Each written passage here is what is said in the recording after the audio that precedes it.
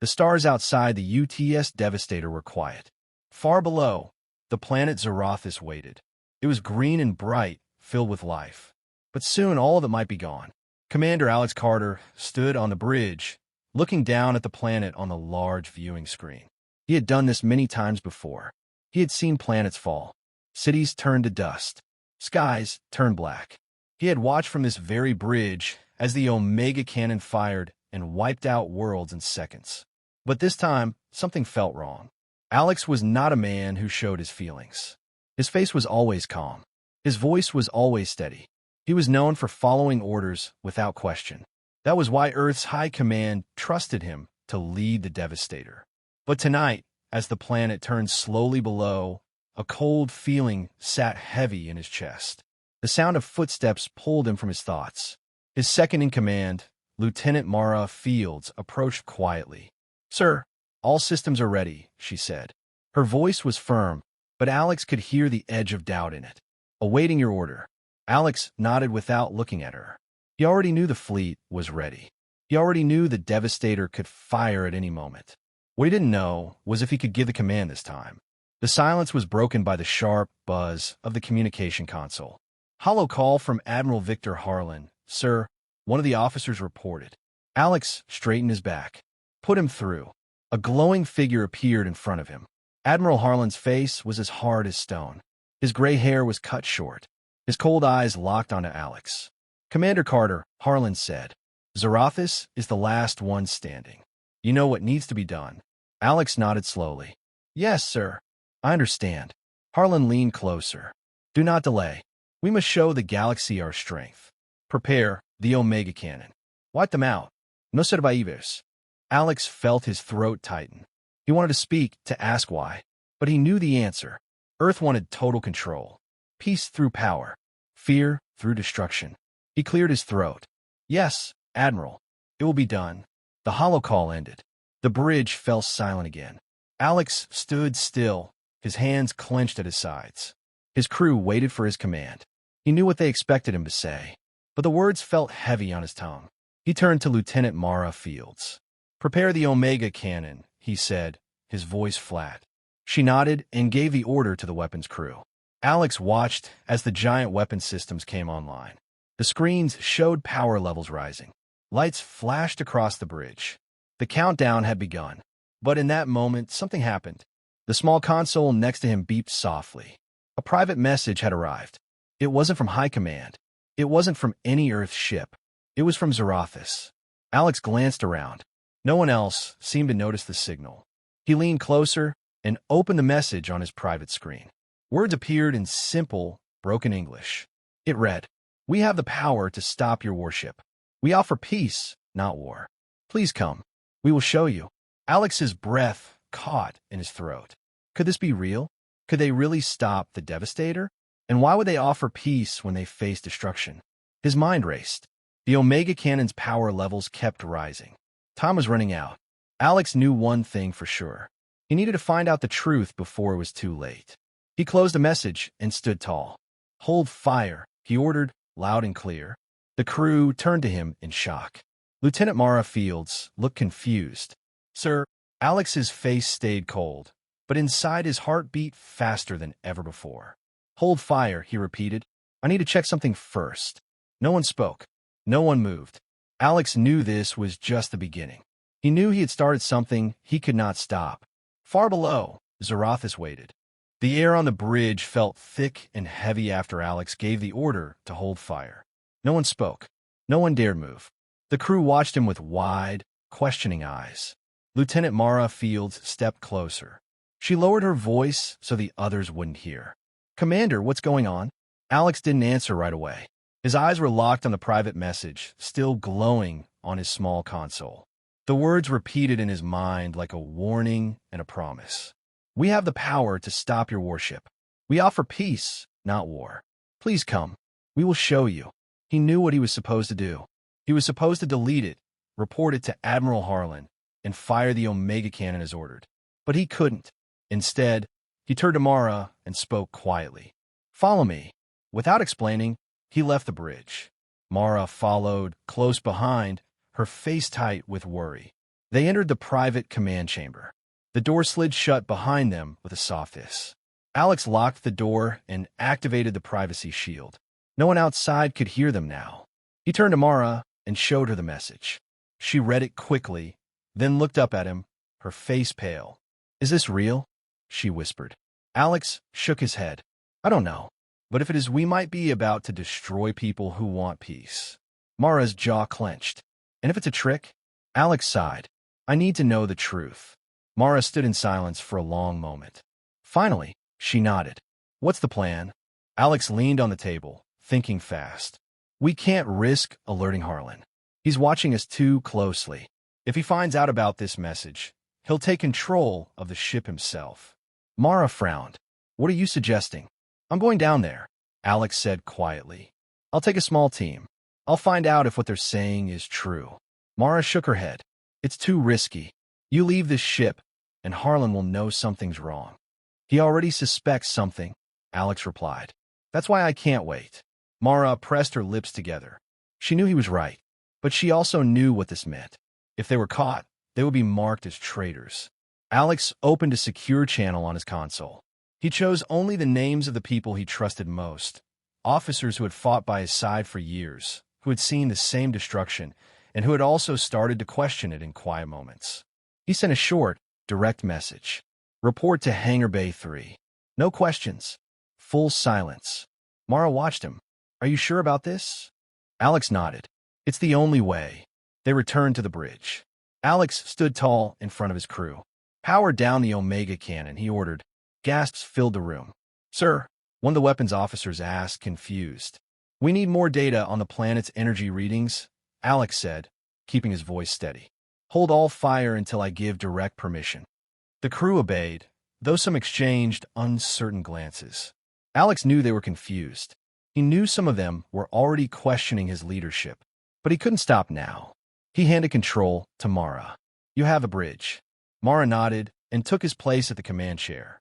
Without another word, Alex left the bridge and moved quickly through the ship's long metal halls. When he reached Hangar Bay 3, 5 officers were already waiting. They stood in full armor, weapons ready, their faces serious. Alex gave him a quick nod. "No questions. We're going to the surface. Get on board." The small landing shuttle stood ready on the launch pad. Its engines hummed softly. As they boarded, Mara's voice came through Alex's earpiece. "Good luck, Commander. I'll hold them off as long as I can." Alex sat in the pilot's seat and gripped the controls. The hangar doors opened. Stars stretched out before them. The green planet of Zarathis filled the view. Alex took a deep breath and pushed the shuttle forward. The engines roared softly as they slipped out of the Devastator and headed toward the planet below. The closer they got, the more Alex felt the weight of his choice. Was he saving lives? Or walking straight into a trap? Either way, there was no turning back now. The small shuttle broke through the clouds of Zarathis. The view outside was nothing like Alex expected. Below them stretched green forests, wide rivers, and shining lakes. There were no massive cities, no weapon stations, no signs of war. It looked peaceful, too peaceful. Alex narrowed his eyes. He didn't trust it. Peace was rare in the galaxy. He had seen too many planets promise peace, only to strike when they were close. But still, he had come. He guided the shuttle lower. The shuttle's sensors beeped softly, scanning for life signs. There were many clusters of life spread out in hidden caves and forest shelters. No automies, no jeeps, no weapons. Alex glanced at his team. They looked uneasy. "We land in the valley," Alex ordered. "Stay alert. No one fires unless I say so." The shuttle landed quietly on a soft patch of grass near a rocky hill. The engines powered down. The door slid open with a soft hiss. Warm, fresh air rushed inside. Alex stepped out first. His boots touched the ground of Zarathis. It felt strange. He had never stood on a world his ship was ordered to destroy. Usually, he watched from above, far away from the people he was ordered to erase. Now, he was standing on their soil. The team formed a tight circle around him, weapons raised. "Show yourselves," Alex called out loudly. "We are here." For a long moment, nothing happened. The forest was silent. Then a voice called back, soft but clear. We mean no harm. Lower your weapons. Figures stepped out from behind the trees. They wore simple clothes, light and flowing, nothing like armor. Their skin had a faint silver glow under the sunlight. Their eyes were bright and calm. Alex raised his hand to signal his team to lower their weapons, but he didn't drop his guard. A woman stepped forward. She looked human, but there was something different about her, something not easy to explain. She stopped a few steps away from Alex and bowed her head slightly. "I am Elora, leader of this land," she said in clear, soft English. "Thank you for answering our message." Alex studied her carefully.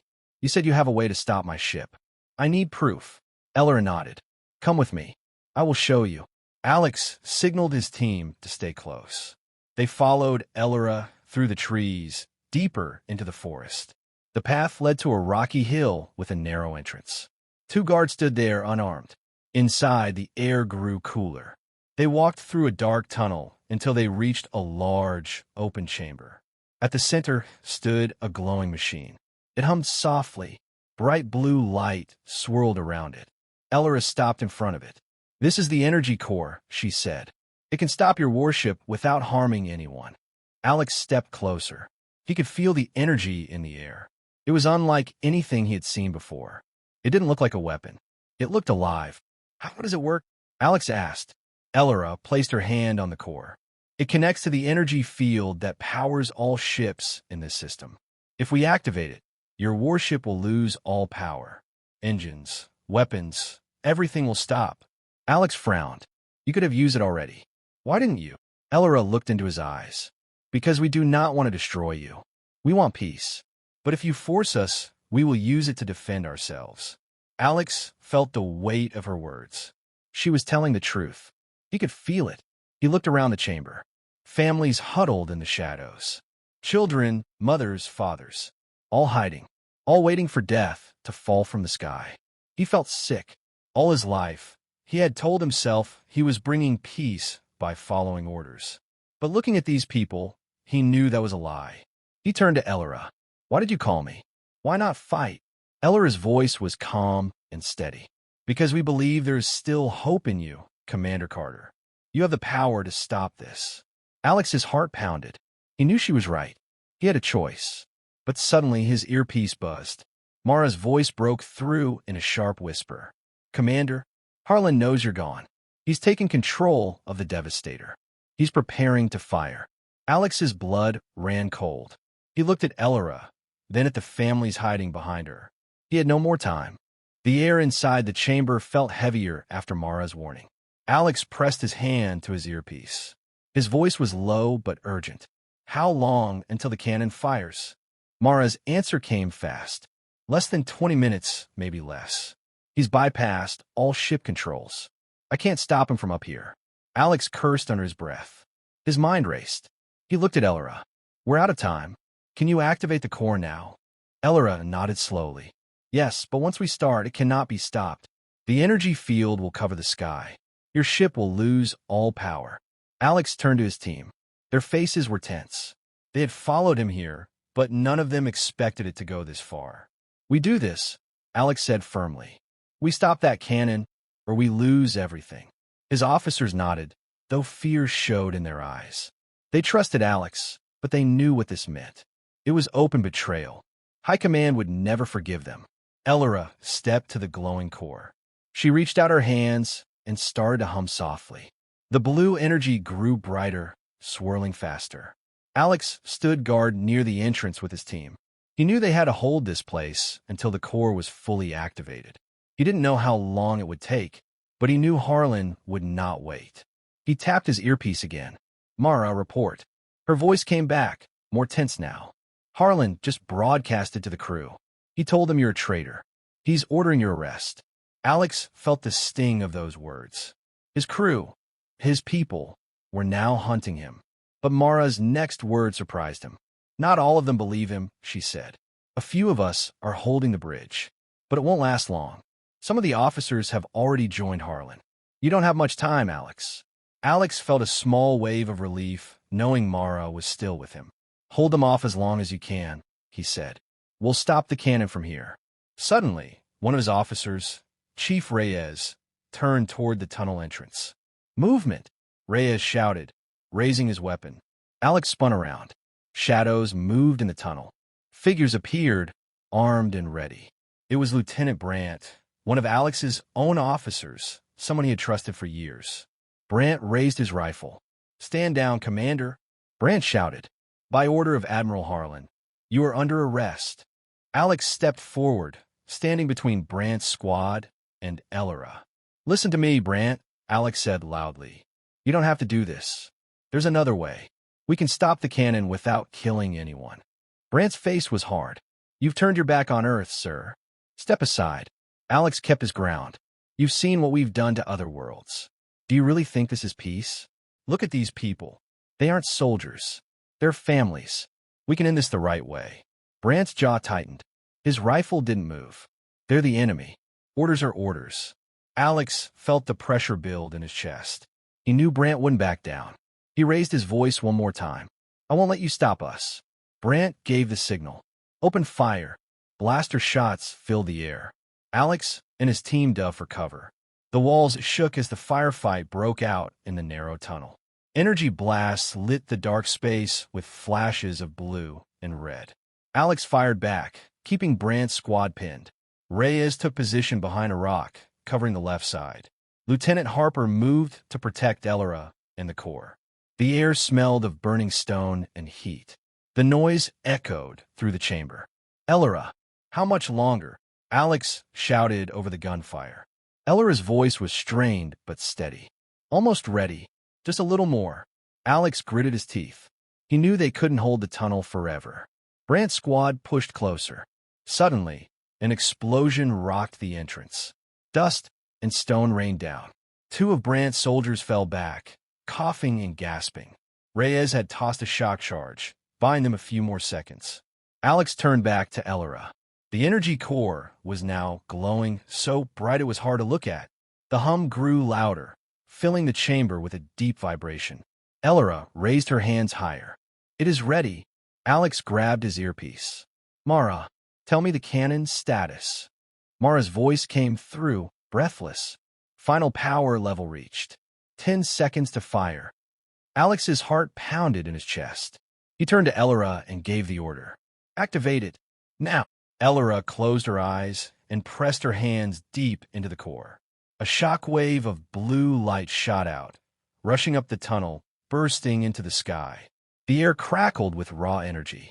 Above, the UTS Devastator flickered on the viewing screen. Lights across its massive surface went dark. Engines died. Weapons shut down. The Omega cannon, fully charged, stopped cold.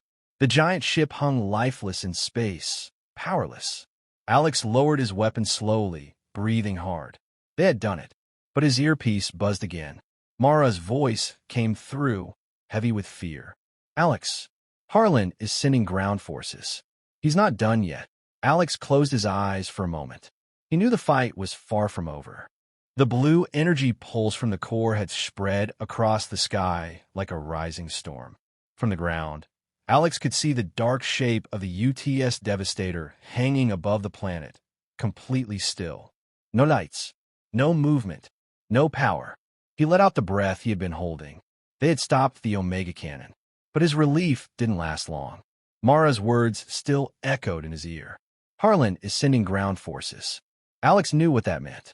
Harlan had lost control of the ship, but he still had soldiers. Elite soldiers, trained to kill without question. They were likely already on their way to the surface. Alex turned to Elora.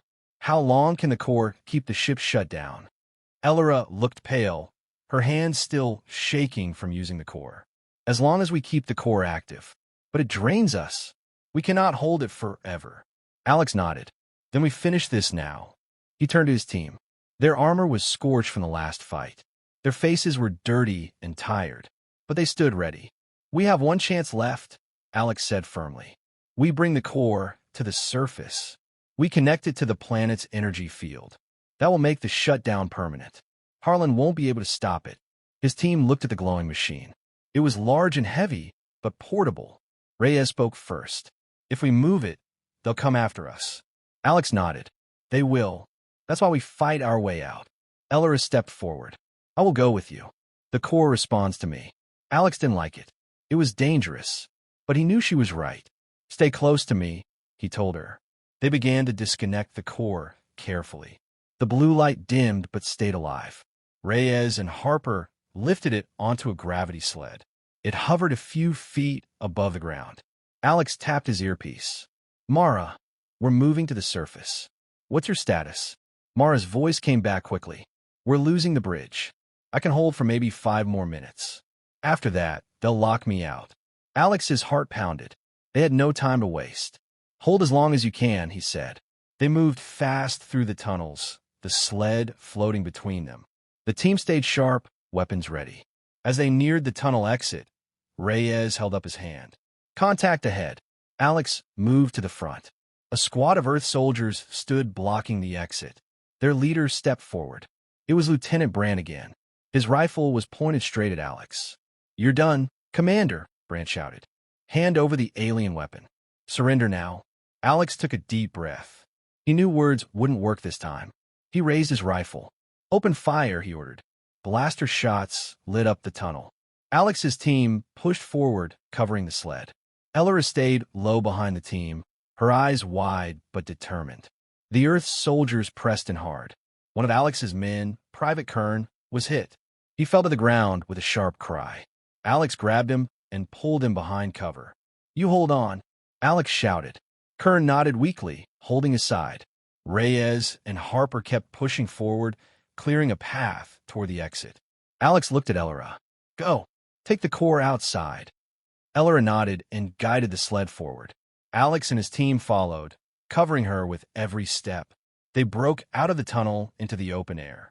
The sunlight hit their faces, but they had no time to stop. More soldiers were coming down the hillside.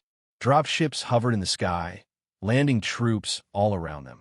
Alex looked at the base of the hill. There was a large stone circle.